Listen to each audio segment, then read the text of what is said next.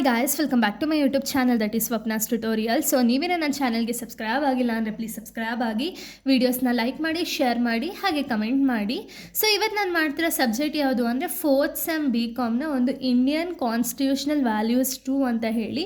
So ಈ ಒಂದು ಸಬ್ಜೆಕ್ಟ್ನ important ಕ್ವಶನ್ಸ್ನ ಈ ಒಂದು ವಿಡಿಯೋದಲ್ಲಿ ಹೇಳ್ತಾ ಹೋಗ್ತೀನಿ, ಓಕೆನಾ.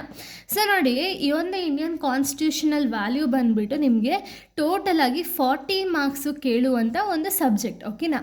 ಈ 40 ಮಾರ್ಕ್ಸಲ್ಲಿ ಯಾವ ರೀತಿ ಡಿವೈಡ್ ಆಗುತ್ತೆ ಅಂದರೆ ನೋಡಿ, 2 ಮಾರ್ಕ್ಸ್ದು ನಿಮಗೆ 2 ಮಾರ್ಕ್ಸ್ ಕ್ವಶನ್ಸ್ ಅನ್ನೋದು ಅರೈಸ್ ಆಗುತ್ತೆ, ಓಕೆನಾ. 2 ಮಾರ್ಕ್ಸ್ದು 5 ಕ್ವಶನ್ಸ್ ಇರುತ್ತೆ. ಸೊ 5 ಕ್ವಶನ್ಸ್ ನೀವು ಕರೆಕ್ಟಾಗಿ ಆನ್ಸರ್ ಮಾಡಿದ್ರಿ ಅಂದರೆ 2 ಮಾರ್ಕ್ಸಲ್ಲಿ ನಿಮಗೆ 10 ಮಾರ್ಕ್ಸ್ ಅನ್ನೋದು ಸಿಗುತ್ತೆ, ಓಕೆನಾ. ನೆಕ್ಸ್ಟು 5 ಮಾರ್ಕ್ಸ್ ಕ್ವಶನ್ಸ್ ಇದೆ. 5 ಮಾರ್ಕ್ಸಲ್ಲಿ 4 ಕ್ವಶನ್ಸ್ಗೆ ನೀವು ಆನ್ಸರ್ ಮಾಡಬೇಕು. ಸೊ ಇಲ್ಲಿ ನಿಮಗೆ 20 ಮಾರ್ಕ್ಸ್ ಅನ್ನೋದು ಸಿಗುತ್ತೆ. ಹಾಗೆ ಲಾಸ್ಟ್ ಬಂದುಬಿಟ್ಟು 10 ಮಾರ್ಕ್ಸ್ ಕ್ವಶನ್ಸ್ ಇರುತ್ತೆ. 10 ಮಾರ್ಕ್ಸಲ್ಲಿ ಒಂದು ಕ್ವಶನ್ಗೆ 10 ಮಾರ್ಕ್ಸ್ ಇರುತ್ತೆ, ಓಕೆನಾ. ಟೋಟಲ್ ಆಗಿ 40 ಮಾರ್ಕ್ಸಿಗೆ ನೀವು ಥಿಯೋರಿಟಿಕಲ್ ಆಗಿ ಬರೆಯುವಂಥ ಸಬ್ಜೆಕ್ಟ್ ಇದು, ಓಕೆನಾ. ಸೊ ಇದರಲ್ಲಿ ನಾವು important questions, exam point of view ಯಾವುದೆಲ್ಲ ಇಂಪಾರ್ಟೆಂಟ್ ಕ್ವಶನ್ಸ್ ಕೊಡಬಹುದು ಅಂತ ಹೇಳಿ ನೋಡೋದಾದರೆ, ಇಲ್ಲಿ section A, section B and section C ಅಂತ ಹೇಳಿ 3 ಸೆಕ್ಷನ್ಸ್ ಇರುತ್ತೆ.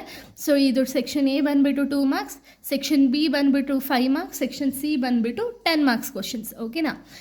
ಸೊ ನೋಡಿ, 2 ಮಾರ್ಕ್ಸ್ ಕ್ವಶನ್ಸ್ನ ನಾವು ಫಸ್ಟ್ ನೋಡ್ತಾ ಹೋಗೋಣ. ಸೊ 2 ಮಾರ್ಕ್ಸ್ ಕ್ವಶನ್ಸ್ನ ನೀವು ನೋಡ್ತಾ ಹೋದರೆ, ಸೊ ನೋಡಿ ಇಲ್ಲಿ ಜಸ್ಟ್ ವಾಟ್ ಈಸ್ ಅಂತ ಹೇಳಿದೆ, ಇದೆಲ್ಲ ಕಂಪ್ಲೀಟಾಗಿ ವಾಟ್ ಈಸ್ ಅಂದರೆ what is judicial review, what is special majority, ಆ ರೀತಿ, ಓಕೆನಾ.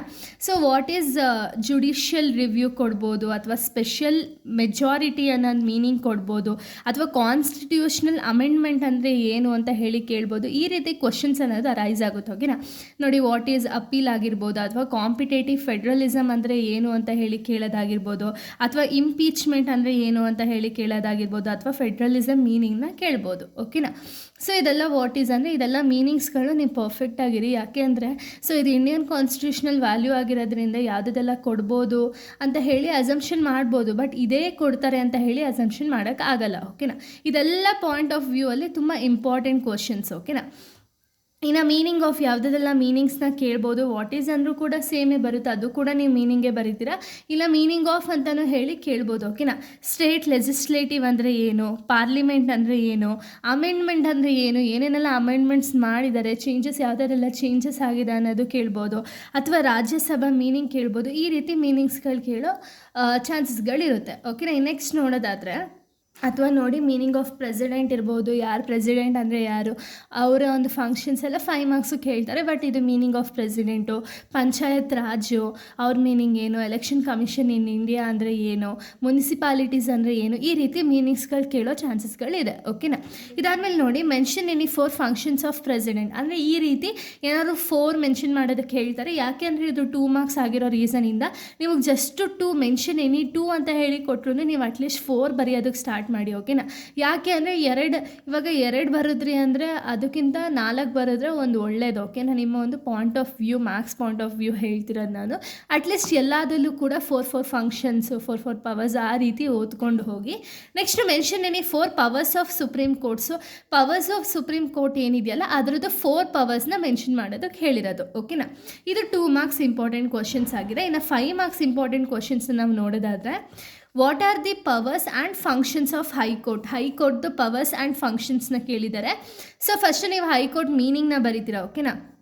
ಹೈಕೋರ್ಟ್ನ ಮೀನಿಂಗ್ನ ಬರೆದು ಅದಾದಮೇಲೆ ಪವರ್ಸ್ ಆಫ್ ಹೈಕೋರ್ಟ್ ಅಂತ ಹೇಳಿ ಅದರಲ್ಲಿ ಏನೇನು ಪವರ್ಸ್ ಇದೆಯೋ ಎಲ್ಲ ಮೆನ್ಷನ್ ಮಾಡ್ತೀರಾ. ಆಮೇಲೆ ಫಂಕ್ಷನ್ಸ್ ಆಫ್ ಹೈಕೋರ್ಟ್ ಅಂತ ಹೇಳಿ ಅದರ ಫಂಕ್ಷನ್ಸ್ ಏನಿದೆ ಎಲ್ಲನೂ ಕೂಡ ಮೆನ್ಷನ್ ಮಾಡ್ತೀರಾ. ಇದು ಬಂದುಬಿಟ್ಟು ನಿಮಗೆ 5 ಮಾರ್ಕ್ಸ್ ಕೇಳ್ತಿದ್ದಾರೆ. ಸೊ ಅಟ್ಲೀಸ್ಟ್ ನೀವು 2 ಪೇಜಸ್ವರೆಗೂ ಕವರ್ ಅಪ್ ಮಾಡಿ, ಆಯಿತಾ. 5 ಮಾರ್ಕ್ಸ್ ಕೇಳ್ತಿರೋದು. ಇನ್ನು ನೆಕ್ಸ್ಟ್ ನೋಡೋದಾದರೆ, what are the composition, powers and function of schedule caste. So ನೋಡಿ, ಇಲ್ಲಿ ಶೆಡ್ಯೂಲ್ ಕ್ಯಾಸ್ಟ್ನ ಒಂದು ಕಾಂಪೋಸಿಷನ್ ಪವರ್ಸ್ನ ಕೇಳಿದ್ದಾರೆ, ಪವರ್ಸ್ ಮತ್ತು ಫಂಕ್ಷನ್ಸ್. ಇದು ಕೂಡ ನೀವು ಮೀನಿಂಗ್ನ ಬರೀತೀರಾ. ಮೀನಿಂಗ್ ಬಂದಮೇಲೆ ಪವರ್ಸ್ ಅಂತ ಹೆಡ್ಡಿಂಗ್ ಹಾಕಿ ಪವರ್ಸ್ನ ಮೆನ್ಷನ್ ಮಾಡ್ತೀರಾ, ಫಂಕ್ಷನ್ಸ್ ಅಂತ ಹೆಡ್ಡಿಂಗ್ ಹಾಕಿ ಫಂಕ್ಷನ್ಸ್ನ ಮೆನ್ಷನ್ ಮಾಡ್ತೀರಾ, ಓಕೆನಾ.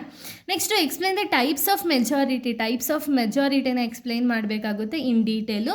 Next what are the powers and functions of union legislative. So union ಲೆಜಿಸ್ಲೇಟಿವ್ದು ಪವರ್ಸ್ ಆ್ಯಂಡ್ ಫಂಕ್ಷನ್ಸ್ನ ಮೆನ್ಷನ್ ಮಾಡಬೇಕಾಗುತ್ತೆ.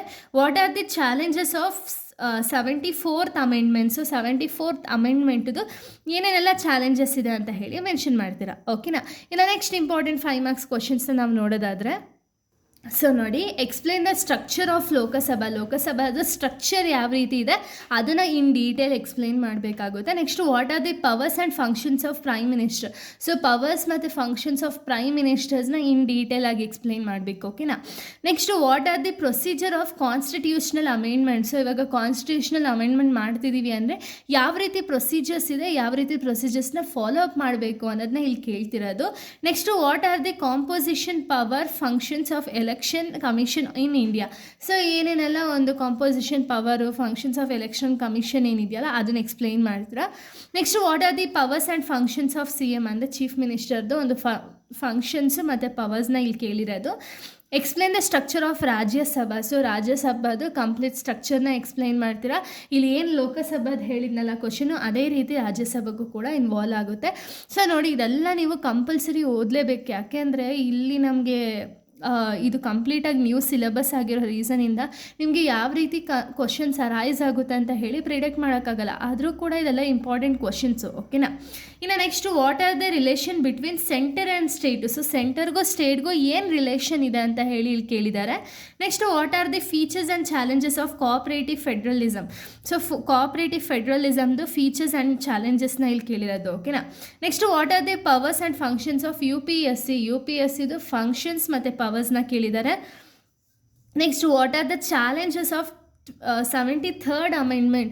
ಸೊ 73rd ಅಮೆಂಡ್ಮೆಂಟ್ ಆದಮೇಲೆ ಏನೇನೆಲ್ಲ ಚಾಲೆಂಜಸ್ ಇದೆ ಅಂತ ಹೇಳಿ ಬರೀಬೇಕು. What are the powers and functions of legislative. So ಲೆಜಿಸ್ಲೇಟಿವ್ದು ಫಂಕ್ಷನ್ಸ್ ಮತ್ತು ಪವರ್ಸ್ನ ಎಕ್ಸ್ಪ್ಲೈನ್ ಮಾಡ್ತೀರಾ. ಓಕೆನಾ. ಇನ್ನು ನೆಕ್ಸ್ಟ್ ನೋಡೋದಾದರೆ, ಸೊ ನೋಡಿ, ಅಷ್ಟು ಕೂಡ ಒಂದು 5 ಮಾರ್ಕ್ಸ್ದು ಇಂಪಾರ್ಟೆಂಟ್ ಕ್ವಶನ್ಸ್. ಓಕೆನಾ. ಈಗ ನಾವು 10 ಮಾರ್ಕ್ಸ್ ಇಂಪಾರ್ಟೆಂಟ್ ಕ್ವಶನ್ಸ್ ನೋಡೋಣ. ಸೊ 10 ಮಾರ್ಕ್ಸಲ್ಲಿ ನೀವು ಅಟೆಂಡ್ ಮಾಡಬೇಕಾಗಿರೋದು ಬರೀ ಒಂದೇ ಕ್ವಶನ್. ಓಕೆನಾ.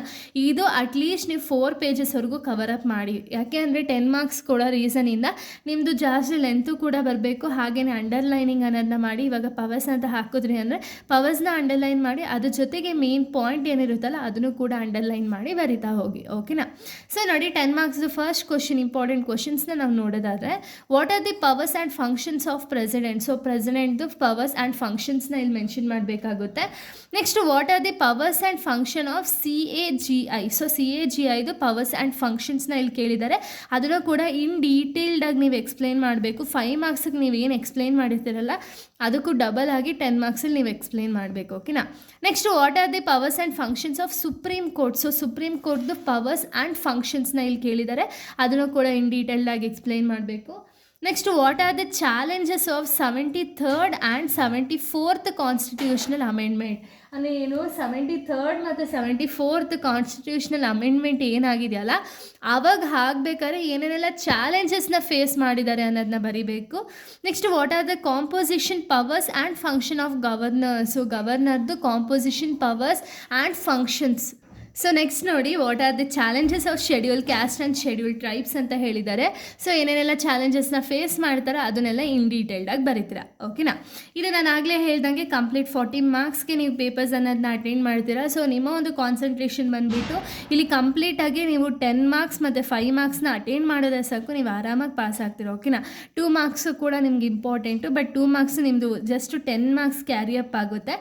ಬಟ್ ಏನು ಅಂದರೆ ನೀವು ಕಾನ್ಸಂಟ್ರೇಷನ್ ಮಾಡಿದ್ರೆ ಔಟ್ ಕೊಡೋ ಚಾನ್ಸಸ್ ಕೂಡ ಇರುತ್ತೆ. ಓಕೆನಾ. ಸೊ ಇಲ್ಲಿ ಜಾಸ್ತಿ ಕಾನ್ಸಂಟ್ರೇಷನ್ 10 ಮಾರ್ಕ್ಸಿಗೆ ಮಾಡಿ. ಹಾಗೆಯೇ 10 ಮಾರ್ಕ್ಸಲ್ಲಿ ನೀವೇನು ಮಾಡಬೇಕು ಅಂದರೆ ಟೋಟಲಿ ಅಟ್ಲೀಸ್ಟ್ 4 ಪೇಜಸ್ವರೆಗೂ ಕವರ್ ಅಪ್ ಮಾಡಿ. ಓಕೆನಾ. ಇನ್ನು 5 ಮಾರ್ಕ್ಸ್ ಬಂದುಬಿಟ್ಟು ನಾನು ಆಗಲೇ ಹೇಳ್ದಂಗೆ ಅಟ್ಲೀಸ್ಟ್ 1.5 ಪೇಜು ಅಥವಾ 2 ಪೇಜಸ್ವರೆಗೂ ನಿಮಗೆ ಕವರ್ ಅಪ್ ಮಾಡಿ. ಓಕೆನಾ.